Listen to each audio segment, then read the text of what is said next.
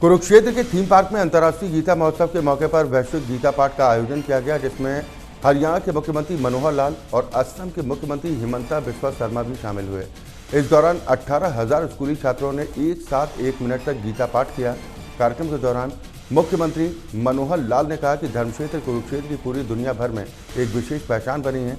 उन्होंने कहा कि गीता पढ़ने का असली महत्व तब होता है जब हम उसके हर एक श्लोक को जीवन में उतारने की कोशिश करें। असम के मुख्यमंत्री हिमंता बिस्वा शर्मा ने भी अंतर्राष्ट्रीय गीता महोत्सव के सफल आयोजन के लिए हरियाणा सरकार और प्रशासन को शुभकामनाएं दी। हरियाणा के डिप्टी सीएम दुष्यंत चौटाला पंचकूला में नेशनल टेबल टेनिस चैंपियनशिप के समापन समारोह में शामिल हुए और विजेता खिलाड़ियों को सम्मानित किया।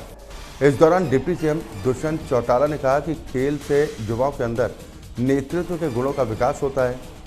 उन्होंने कहा कि प्रदेश सरकार की ओर से खेल को बढ़ावा देने और खिलाड़ियों को सहूलियत देने के लिए कई कदम उठाए गए हैं। उन्होंने प्रतियोगिता में हिस्सा लेने वाले सभी खिलाड़ियों को शुभकामनाएं दी और जीत हासिल करने वाले खिलाड़ियों को सम्मानित भी किया।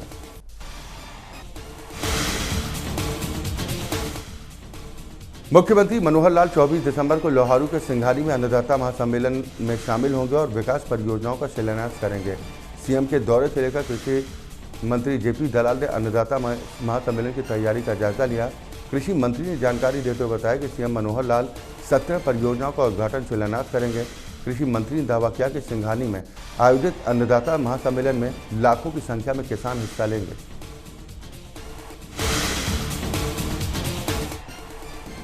कोरोना वायरस के नए वेरिएंट ने देश में दस्तक देने के बाद हरियाणा में भी स्वास्थ्य विभाग अलर्ट मोड पर आ चुका है और इसी रोकथाम और लोगों की जागरूकता के लिए स्वास्थ्य विभाग की ओर से कई अहम कदम भी उठाए जा रहे हैं। इसी कड़ी में चरखी दादरी के सिविल अस्पताल में मॉक ड्रिल का आयोजन किया गया, जिसको लेकर स्वास्थ्य विभाग की ओर से सभी व्यवस्थाओं की समीक्षा की गई। सीएमओ डॉक्टर गौरव भारद्वाज ने बताया कि कोरोना के नए वेरिएंट को लेकर विभाग तैयार है। लोगों को घबराने की आवश्यकता नहीं है, बल्कि सावधानी बरतने की जरूरत है।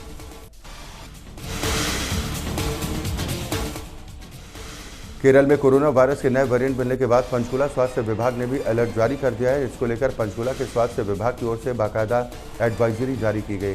पंचकूला नागरिक अस्पताल के सिविल सर्जन डॉक्टर मुक्ता कुमार ने जानकारी देते हुए बताया कि अभी तक पंचकूला जिले में इस वेरिएंट का कोई केस नहीं आया था। उन्होंने बताया कि लोगों को पैनिक नहीं होना चाहिए। उन्होंने कोविड नियमों की एडवाइजरी जारी करते हुए कहा कि अगर किसी को खांसी बुखार जुकाम लगातार आ रहा है तो RT-PCR टेस्ट जरूर करवाएं।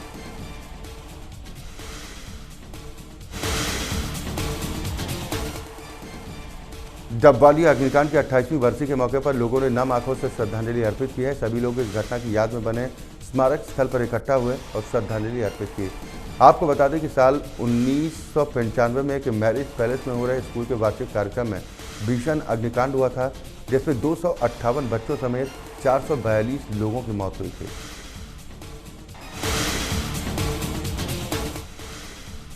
यमुनानगर में घने कोहरे की वजह से विजिबिलिटी कम होने की वजह से वाहनों की रफ्तार धीमी हो चुकी है। विजिबिलिटी कम होने के कारण वाहन चालकों को काफ़ी परेशानियों का सामना करना पड़ रहा है। लोगों का कहना है कि दोनों तरफ से पहाड़ी क्षेत्र से सटा होने के कारण अन्य स्थानों की अपेक्षा यहां पर ठंड ज़्यादा है। वहीं गेहूं उत्पादक किसानों के लिए यही कोहरा गेहूं की फसल के लिए फ़ायदेमंद माना जा रहा है। किसानों की माने तो कोहरे के कारण गेहूँ की पैदावार भी अच्छी होती है। कैथल में भी घने कोहरे ने वाहनों की रफ्तार को धीमा कर दिया है। कैथल में घने कोहरे के कारण विजिबिलिटी 50 मीटर के करीब रही। ग्रामीण क्षेत्रों में भी कोहरे की सफ़ेद चादर बिछी दिखाई दी। मौसम विशेषज्ञों को कह रहे हैं कि पहाड़ में बर्फबारी होने से कैथल समेत मैदानी इलाकों में और ठंड बढ़ सकती है।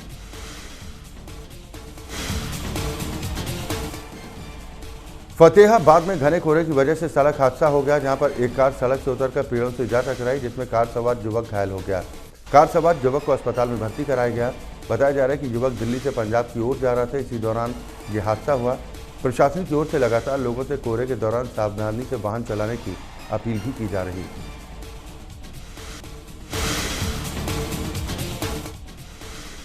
हरियाणा में पुलिस की नशे के खिलाफ मुहिम लगातार जारी है और इस मुहिम के तहत पुलिस विभाग की ओर से नए नए प्रयोग किए जा रहे हैं। इसी कड़ी में पुलिस ने एक और कदम उठाया कि अब पुलिस प्रशासन और निजी संस्थान के राइडर गांव-गांव जाकर नशे के खिलाफ लोगों को जागरूक करने का प्रयास करेंगे। सिरसा पुलिस ने अबीर राइडर के ग्रुप को हरी झंडी दिखाकर रवाना किया। ये सभी राइडर सिरसा से जयपुर तक गांव-गांव जाकर लोगों को नशे के खिलाफ सचेत करेंगे।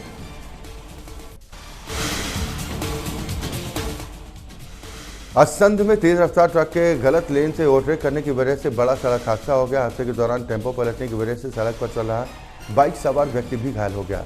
हादसे के बाद ट्रक चालक ट्रक लेकर मौके से फरार हो गया। घटना की सूचना मिलने पर पुलिस मौके पर पहुंची और घायल बाइक चालक को अस्पताल में भर्ती कराया गया। पुलिस अब हादसे की जांच पड़ताल में जुटी।